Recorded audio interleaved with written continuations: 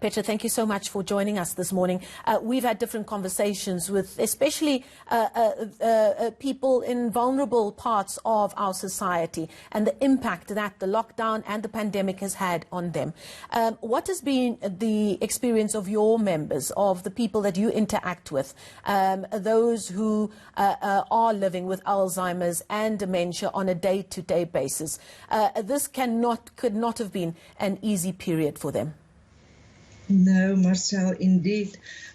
If you think about ourselves, I mean, how we stressed out and was afraid and uncertain when this lockdown started, you can just try to imagine what people with less cognitive abilities are going through. I mean, their whole life is turned upside down. Most of them are above 60, so they fall in the vulnerable group. So they are advised not to leave their homes or their long-term care facility or wherever they are staying.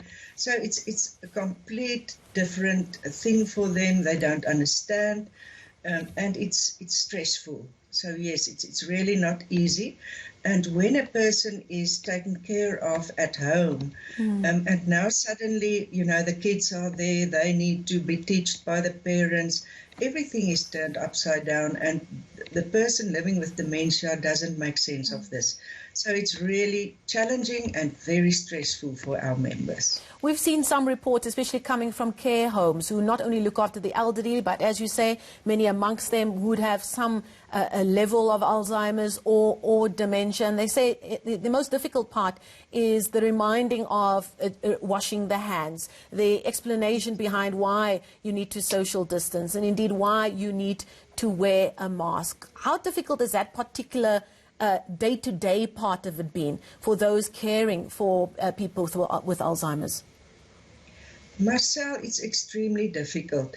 You just mentioned now in the introduction that you also have to remember your mask. Now, I mean, sometimes I find myself that I'm in the car or even leaving for to go to shop without a mask. So for a person with less cognitive abilities, that is really that it doesn't make sense. Why have I to wash hands so many times? I just washed my hands. Why are you wearing a mask? I don't recognize you. It's difficult. It's a challenge.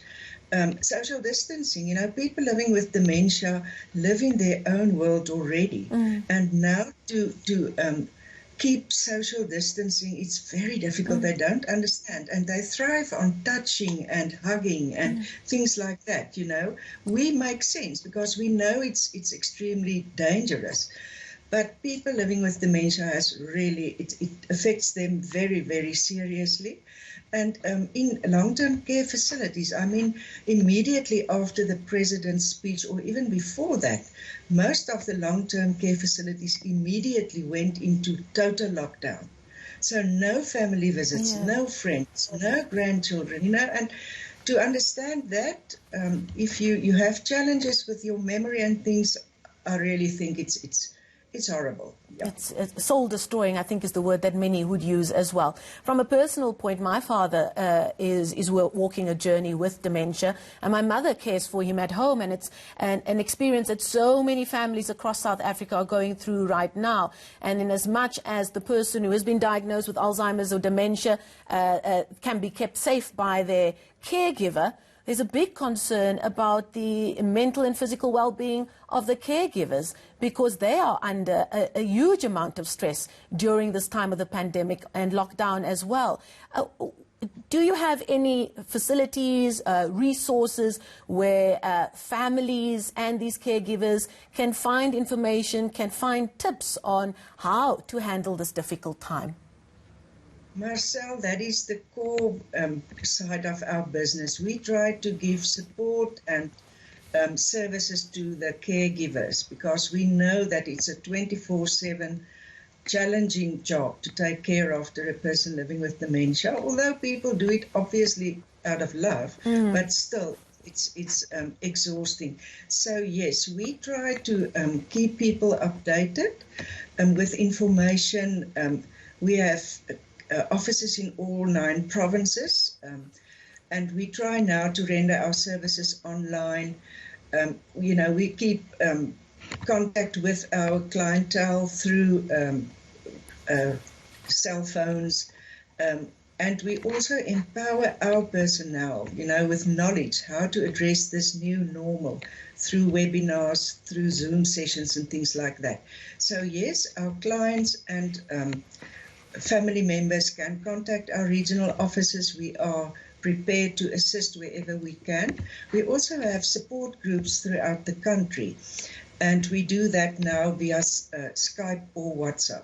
So we try to be there, to assist, to give advice as far as we can through the electronic media. Thank you so much for your time. That is Petra du Toit. She is the Executive Director, Alzheimer's SA, and they're speaking about the resources that are available for those families that just need some help, that need some tips during that difficult time. You can find them online, and indeed I know of various support groups online as well.